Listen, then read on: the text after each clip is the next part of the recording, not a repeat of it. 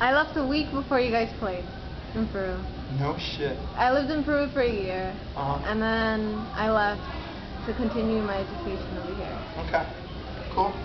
So, and yeah, you guys are technically one of the first bands that I got into. Because I'm thinking one of the bands that played with you guys in Peru, like, kind of told me about you. And they were like, yeah, listen to their music and da-da-da-da, and then, like, My Therapy was, like, my favorite song for a good time. Oh, yeah? Yeah. So, yeah, and I don't know, since I started a blog, and, like, the title doesn't really go with what I do on it, I just wanted to, like, interview people, because I was like, I go to shows and all this stuff, and I have the opportunity to talk to them. Why don't I interview them? Right. And I try to connect it with Peru, because I have friends over there, like Gonzalo and Carlos, and like just them. So, and so that's why I wanted to interview you. I'm sorry if I bothered you. No, not at all. Not at all. It was just a really hectic night. I was like, oh, you could have just told me no. No, I was happy to do an interview. It's just kind of hard to find the time, especially nights like that where everything happens so fast. Yeah, because I was asking Foundation, and they were like, can't you come to Chain? And I was like, I don't have a car to drive all the way out there, and if I bus it, it's more than an hour. Right.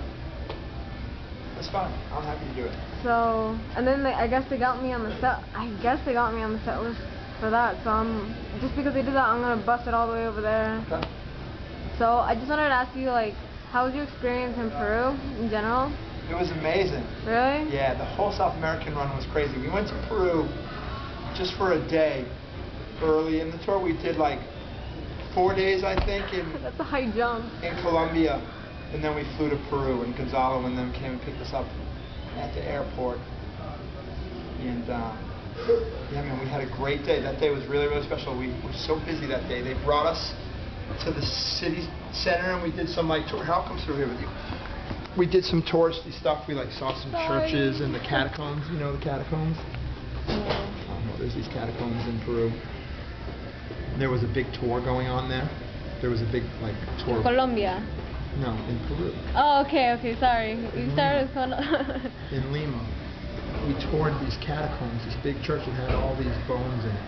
And there was a school that was like having a field trip there that day. Wait, what part of Peru is this in? Wait, did you guys... Lima? Yeah. I don't know that place. Sorry. Anyway, so there was a big school field trip going on, and we both ended up leaving the church at the same time, so we were out in the square in front of the church, like 100 little kids.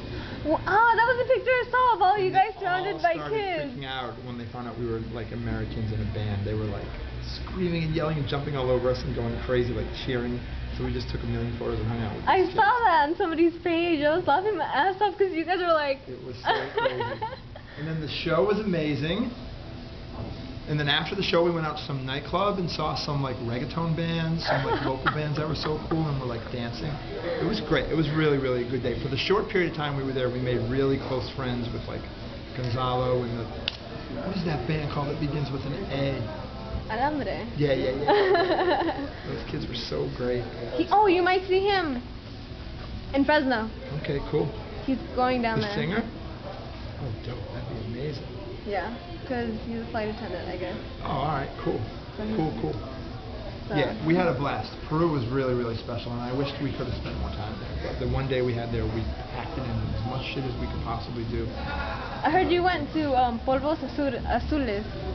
That store that had like all this bootleg shit. Yeah. And you guys got like tons of CDs. Tons of money on movies. Yeah, not a lot of money because they were so cheap, but we all bought stacks of DVDs. That was so fun. God, we did so fucking much that day. We were so late for the show. And the cabs in that city are crazy, man. Oh, yeah. It was crazy. Did you get in the little ones? The really little ones? We got in a little accident, like a little fender bender. Our cabbie was nuts. It was a blast. I loved it. I really hope we get to go back there next year. Really? Yeah, we're going to release our CD over there. Hurry Up Records is going to put it out in South America. And I think that Isn't Hurry Up in Brazil? Yeah. Because you said Spain. Well... Did I say Spain? I think I said Ireland. Yeah, you said Spain or something in Europe. I said Ireland. And I was just like, hurry up. Well, he lives in Ireland now. Really? Yeah, he moved out of Brazil. He now lives in Ireland. Oh, but anyway, he's putting it out in South America, so yeah.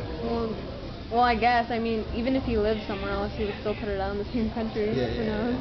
But anyway, I hope that kind of motivates them to bring us back over there because we had a blast. I really loved South America. And how was like your experience in other countries, like besides Peru? Yeah, like Chile was amazing.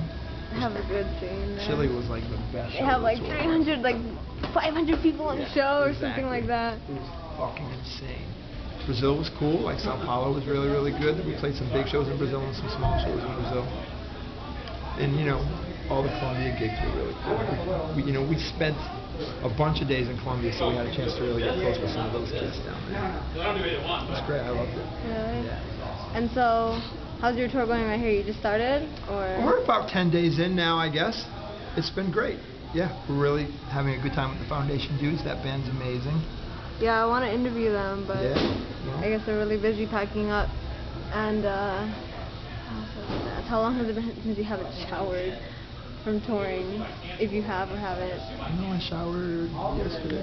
Really? Like the last couple days. In general, I don't know. Can you smell me right now? I smelled everybody else. I don't know if I smelled you too. No, I showered the other day. All I know is like I smell something funny, and some guy's like, they're on tour. No, I mean, you definitely get kind of grimy out here. Oh, wow. Tour. The life, yeah. Yeah. Oh, yeah. I don't need a shower every day. Fuck that shit. Wait, how old are you? How old am I? Yeah. 33. Really? Yeah. Oh. And like I just asked the guy, I forgot his name, was that Merch? I asked him like, because I don't see you like display anything like about straight edge. Like in general, you don't put X's on your arm. Yeah, we're not a straight edge band. And like, but like, I'm wondering like, are you straight edge or? Am I? Yes, I personally am straight edge. But that doesn't really reflect what the band's about at all. Well, that's like that's what I'm trying to see here.